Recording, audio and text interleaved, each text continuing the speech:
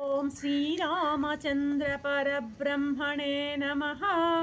श्रीगुरुभ्यो नमः। श्रीमात्रे नमः। श्रीगणेशाय नमः।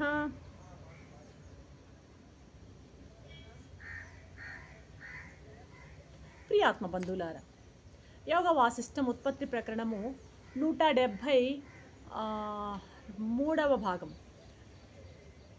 74వ భాగం.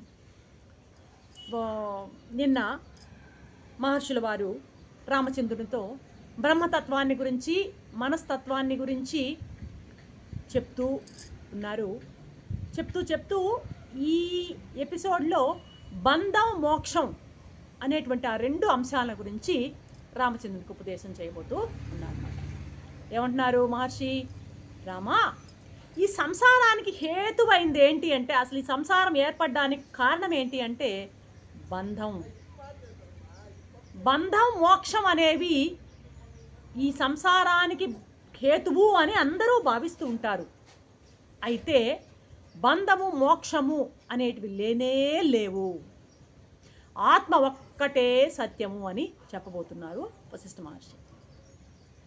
ఉన్నది ఆ ఆత్మే, ఒక్కటే ఆత్మ ఉన్నప్పుడు రెండవది అసలు లేనిదే లేనైనప్పుడు ఆత్మకు బంధం ఎక్కడా? ఆత్మ దేని చేత బంధింపబడుతుంది? ఇప్పుడు ఒకటే ఉన్నప్పుడు బంధింపబడాలి అంటే మరొక విషయం ఉండాలి కదా. బంధింపబడేది బంధించేది రెండు ఉండాలి.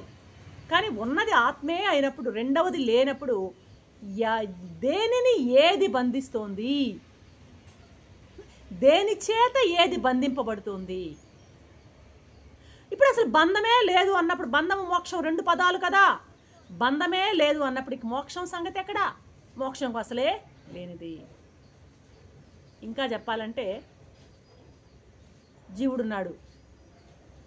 అసలు నేను ఎప్పుడూ కూడాను బంధింపబడ్డాను అనే అనుభవమే లేదనుకో, నేను బంధించబడ్డాను అనే అనుభవం ఆ జీవుడికి లేకపోతే, ఈ బంధం ఒకటి ఉంది, ఆ బంధం ద్వారా నేను బంధింపబడ్డాను అనేటువంటి భావన లేనప్పుడు, వాడికి అసలు అనుభవమే లేనప్పుడు అతనికి అసలు ఆ బంధం అనేది బద్ధుడు అనే ఎలా అవుతాడు అతను? నేను అసలు బంధింపబడలేదు అనే భావం ఉన్నప్పుడు నేను బద్ధుడిని అనే భావం ఎలా వస్తుంది? అటువంటి వానికి బద్ధుడు అనేటువంటి బంధం పడనప్పుడు అతనికి బద్ధుడు అనే భావం రానే రాదు అని చెప్పడం వశిష్ఠుని యొక్క ఉద్దేశం అనమాట. కాబట్టి బంధము లేదు, మోక్షము లేదు, ఉన్నది ఒకటే ఒక ఆత్మ అని గట్టిగా చెప్తున్నారు వశిష్ఠ మహర్షి. వెంటనే మన శ్రీరాముడు అలాగే అందుకుంటున్నాడు. ఏమని? ప్రభు, మీరు చెప్పినట్టు మనసు నిశ్చయంతోనే, మనసు సంకల్పంతోనే కదా ఏదైనా కూడా. మనసు ఏది నిశ్చయిస్తుందో అదే కదా తయారవుతుంది. మనసు ఏది సంకల్పిస్తుందో అదే కదా సృష్టి అవుతోంది. మీరే చెప్పారు, ఇది నేను చెప్పిందేం కాదు, నేను కూడా నమ్మాను. అటువంటప్పుడు ఈ బంధం లేకుండా ఎట్లా ఉంటుంది? మనస్సు యొక్క దర్శనమే కదా ఇదంతా, ఈ కల్పితం అంతా, ఈ సృష్టి అంతా. కాబట్టి మనసు అలా కల్పిస్తున్నటువంటి సృష్టి ఉన్నప్పుడు ఆ బంధము లేదు అని మీరంటే నేను ఎలా నమ్మాలి అంటున్నాడు. వివరించండి నాకు అంటున్నాడు రాముల వారు. వశిష్ఠ దేవుడు మొదలు పెట్టారు. రామా, అజ్ఞానికి మాత్రమే ఈ బంధం అనేటువంటి కల్పన ఉంటుందయ్యా. ఈ అజ్ఞానికి కలిగేటువంటి ఈ బంధం అనేది మిథ్య మాత్రమే, అది ఉన్నది కాదు, మిథ్య. ఒకప్పుడు ఉండి మరొకప్పుడు లేనిది మిథ్య.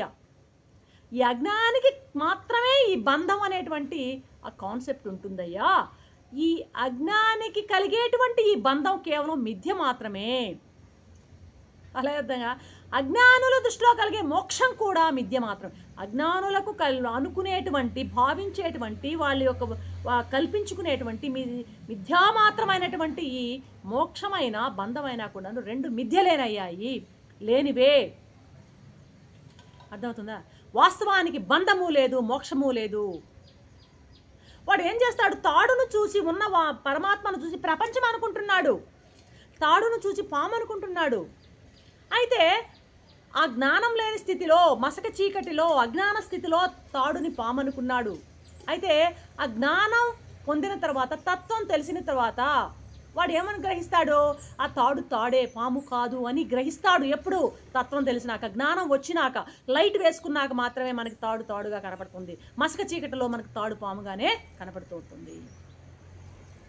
కాబట్టి జ్ఞానంలో అంటే లైట్, ల్యాంటర్న్ తెచ్చి పెట్టినప్పుడు జ్ఞానంలో ఆ యొక్క దీపం వెలుతురులో పాము వెళ్ళిపోయినట్టు ఆ యొక్క జ్ఞానికి ఈ బంధం అనేది వాస్తవం కాదు. ఈ కల్పనలన్నీ కూడాను ఆ పాము తాడులో పాము ఎగిరిపోయినట్టు ఎగిరిపోతాయి అబ్బాయి. కాబట్టి జ్ఞానికి బంధము, మోక్షము అనేటువంటి మోహము ఉండనే ఉండదు రామా. అజ్ఞానుల దృష్టిలో మాత్రమే ఈ బంధ మోక్షాలు ఉంటాయి. కాబట్టి బంధము మోక్షం ఎవరికై అంటే అజ్ఞానులకే అంటున్నాడు వశిష్ఠ మహర్షి.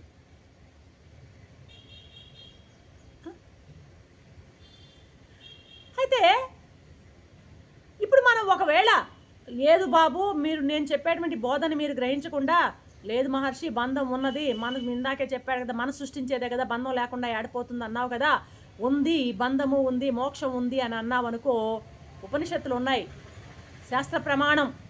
మనం దేనిని ప్రత్యక్ష ప్రమాణం, అనుమాన ప్రమాణం, శాస్త్ర ప్రమాణం. మనం ఇది కరెక్టా కాదా, ఇది కరెక్టా కాదా అని చూసేటప్పుడు ప్రత్యక్షం ఒకటి, అనుమానం ఒకటి, శాస్త్రం ఫైనల్ అనమాట. శాస్త్రం చెప్పింది, శాసించి చెప్పేది శాస్త్రం, నమ్మే తీరాలి. శాస్త్రం ఏం చెప్తుంది? ఈ బంధం మోక్షం ఉన్నాయని మనం అన్నామంటే ఉపనిషత్తులకు వ్యతిరేకం. మనం ఉపనిషత్తులు ఏం చెప్తున్నాయి? లేవబ్బాయి, బంధము మోక్షం అనేది లేనే లేవు అని ఉపనిషత్తు చెప్తుంది. మనం బంధం మోక్షం ఉన్నాయి అంటే నీవు ఉపనిషత్తులకు వ్యతిరేకంగా చెప్పినట్టు, శాస్త్రానికి వ్యతిరేకంగా చెప్పినట్టు అవుతుంది. కాబట్టి ఉపనిషత్తులు ఏం బోధిస్తున్నాయి? బంధం లేదు, మోక్షం లేదు. ఏమంటున్నాయి ఉపనిషత్తులు? ఎలా బోధిస్తున్నాయి? ఏ జీవుడా, చైతన్య స్వరూపుడమైనటువంటి నీకు బంధం ఎక్కడుందయ్యా? బంధము లేదు. నీవు సదా అమృతస్య పుత్ర అంటారు. అమృత పుత్రుడు వినువు, అమృతస్య పుత్ర. నీవు అమృత పరమానంద స్వరూపుడివి సర్వదా. నీకు బంధం ఎక్కడ? నీ మోక్షం ఎక్కడ? నువ్వు ఎక్కడ బంధించబడ్డావు, ఎక్కడ విడుదల చెందాలి అని ఎలుగెత్తి చాడుతున్నాయి మన ఉపనిషత్తులన్నీ. కాబట్టి నువ్వు బంధం మోక్షం ఉంది అని అంటే ఉపనిషత్తులకు వ్యతిరేకంగా చెప్పాలి, శాస్త్రానికి విరుద్ధంగా చెప్పాలి. కాబట్టి నువ్వు ఏం చేయాలి? బంధము మోక్షము లేదనేటువంటి సత్యాన్ని నువ్వు నమ్మి తీరాలి. తత్వం తెలియక ముందు అవి ఉండవచ్చు. ఆ జ్ఞానం లేకముందు ఆ తాడులో పాము ఉన్నది, కానీ ఆ వెలుతురులో పాము లేదు. తత్వం తెలిసిన తర్వాత ఆ పాము వాస్తవం కాదు అని ఉపనిషత్తులే కాదబ్బాయి, నేను కూడా గట్టిగా చెప్తున్నాను అన్నాడు మహర్షి. కూడా ఇలా చాలా తన యొక్క స్వానుభవంతో కూడినటువంటి ఆ బోధని గట్టిగా చెప్తున్నాడు ఒక విషయాన్ని. ఏమనని? పరమార్థంలో బంధం కానీ మోక్షం కానీ లేవు అని నేను కూడా చెప్తున్నా. నాట్ ఓన్లీ ఉపనిషత్తులు, నేను కూడా చెప్తున్నాను రామా, పరమార్థంలో బంధము లేదు, మోక్షము లేదు అంటున్నాడు ఇక్కడ. మేడం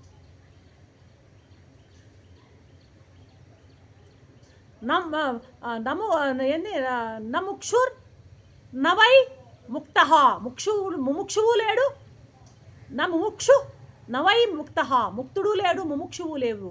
ఇత్యేష పరమార్థత అని నేనే చెప్తున్నాను నా అనుభవంతో. నేను కూడా చెప్తున్నాను, బంధము లేదు, మోక్షాన్ని యథార్థానికి ముముక్షువు లేడు, ముక్తి లేదు, కేవలం ఉన్నది ఆత్మస్వరూపమే అంటూ, ఓ ప్రాజ్ఞుడా రాఘవా, తాడును చూసి పాము అని భయపడినటువంటి అజ్ఞాని ఒకడు ఉంటాడు. శిష్యులు, మేము బోధ చేస్తున్నాం, గురువులమి, శిష్యుడు ఉంటాడు.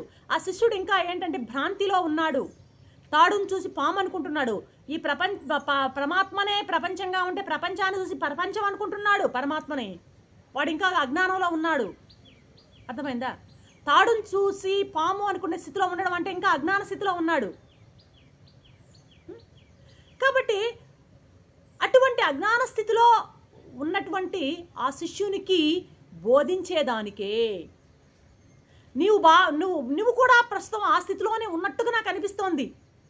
నీవు భావించేటువంటి ఈ బంధం అంతా పోవాలంటే కేవలం ఏం చేయాలి, నువ్వు విచారణ చెయ్యాలి.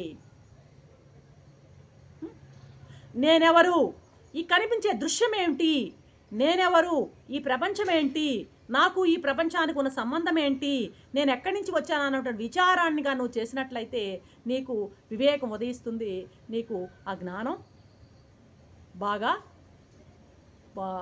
గ్రహింపుకి వస్తుందన్నమాట. అప్పుడు నీవేంటంటే అటువంటి విచారణ ద్వారా నీవేం చేయాలి, ఈ బంధము మోక్షము ఏమీ లేవు అని నీవు గ్రహించగలవు. కాబట్టి నీవు ఆ విచారణ సాగించిన తర్వాత, జ్ఞానాన్ని పొందిన తర్వాత నీకు బంధము మోక్షము నిన్ను ఏ విధంగానూ బాధ పెట్టవు. కాబట్టి ఇందాక చెప్పాను కదా, శిష్యుడు ఎవడైతే ఉన్నాడో వాడెవడైతే ఇంకా అజ్ఞాన స్థితిలో ఉన్నాడో, ఏంటి, జ్ఞానాన్ని పొందిన తర్వాత వాడు ఈ ప్రపంచం మిథ్య అంతా పరమాత్మే అనేది తెలుసుకుంటాడు. ఇంకా జ్ఞానం పొందని స్థితిలో ఉన్నాడు కదా, అటువంటి వానికి బోధ చేయాల్సిన అవసరం ఉంది కదా. మేము అటువంటి శిష్యునికి మేము బోధ చేసి వాడిని ఎక్కడ తీసుకురావాలి, జ్ఞానాన్ని వాడికి ప్రాప్తింప చేయాలి. వాడి ప్రపంచం అంతా కూడాను పరమాత్మ అనే స్వరూపానికి వాడిని తీసుకురావాలి. అలా తీసుకురావడానికి మేము ఈ బంధము మోక్షము అనేటువంటి వాటిని అలాగా వాడికి ముందు చెప్పి ఆ దృష్టితో వాడికి బోధించి, తర్వాత ఇదంతా కూడాను మిథ్యే అనేటువంటి ఆ బోధన సలిపి వాడిని జ్ఞానం వైపు నడిపించడం జరుగుతుంది. కాబట్టి కేవలము ఆ అజ్ఞానైన శిష్యుణ్ణి జ్ఞానిగా చేయడానికి వాడుతామే తప్పితే మాలాంటి గురువులు నిజానికి బంధము లేదు, మోక్షము లేదు. వాస్తవానికి చెప్పాలంటే రామా, తత్వవేత్తలకు బంధ మోక్షాల యొక్క వ్యామోహమే ఉండదు. ఈ బంధము మోక్షము అన్నటువంటి ఇవన్నీ కూడాను కేవలం అజ్ఞానికి మాత్రమే.